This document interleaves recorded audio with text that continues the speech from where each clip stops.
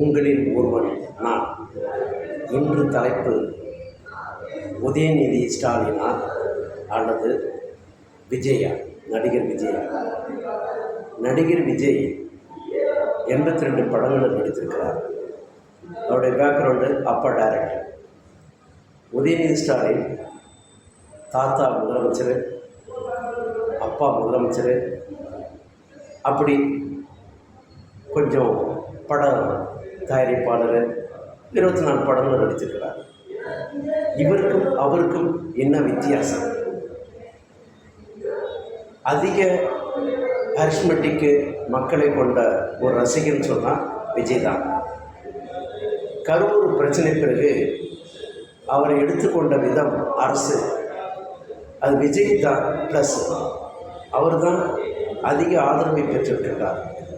அதை தெரியாமல் உதயநிதி ஸ்டாலின் அப்பாவால் மாநில தலைவர், அப்புறம் எம்எல்ஏ, அப்புறம் மினிஸ்டர், விளையாட்டுத்துறை அமைச்சர், இப்போ டெப்டி சிஎம். இந்த புகழெலாம் யாரால் வந்தது? தாத்தா அப்பாவால். ஆனால் விஜய் அப்படி கிடையாது. கஷ்டப்பட்டு சின்ன வயசுலேருந்து நடித்திருந்து 82 படம் நடித்திருக்கிறாரு. அரசியலுக்கு வந்திருக்கிறாரு. யார் வேணாலும் வரலாம். அவருக்கு அது வாய்ப்பு இருக்குது. இளைஞர்கள் வராங்க, சப்போர்ட் பண்ணுறாங்க. என்ன நினச்சாங்க, இவரை வச்சு நாம ஜெயிச்சிடலாம், அதிமுக வரக்கூடாது என்று கனவு கண்டார். இப்போது அவங்களுக்கே வழி வைக்கிறாரு விஜய். அந்த கோபத்தின் காரணமாக தான் நடந்திருக்கு கரூரில். அது சிபிஐ வரை விசாரணை போயிட்டுருக்கு. அது முடிவு வரும். கடவுளுக்கு தான் தெரியும் உண்மை யார் தப்பு பண்ணாங்க.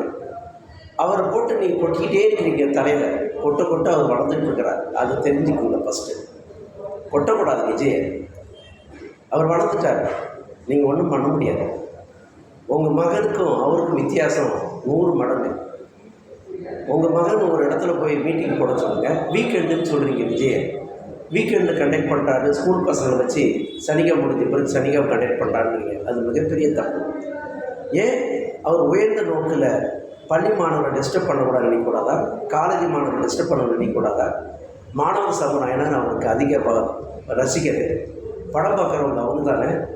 அந்த ரசிக்கப்பட்டதை இப்போ புண்படுத்தக்கூடாது, மனசு புண்படுத்தக்கூடாது, பேரண்ட்ஸ் கஷ்டப்படுத்தக்கூடாது வச்சுருக்கலாம் இல்லையா? அப்படி இருக்கும்போது எப்படி நீங்கள் அவர் தப்பாக நினைக்கிறீங்க? அவர் உயர்ந்த நோக்கோடு செய்திருக்கலாம்.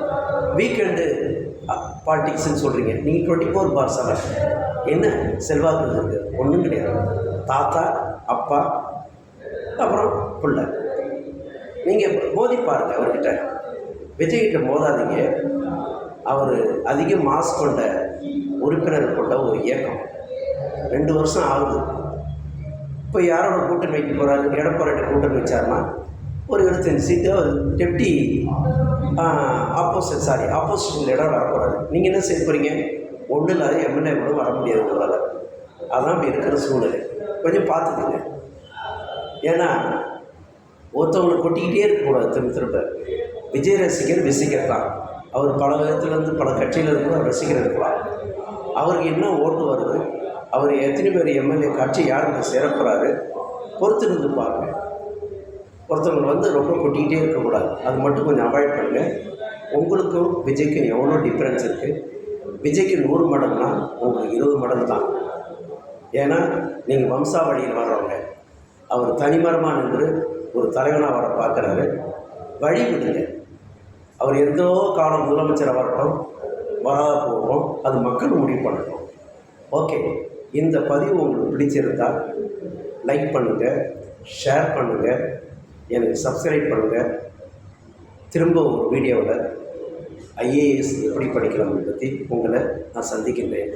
நன்றி, வணக்கம்.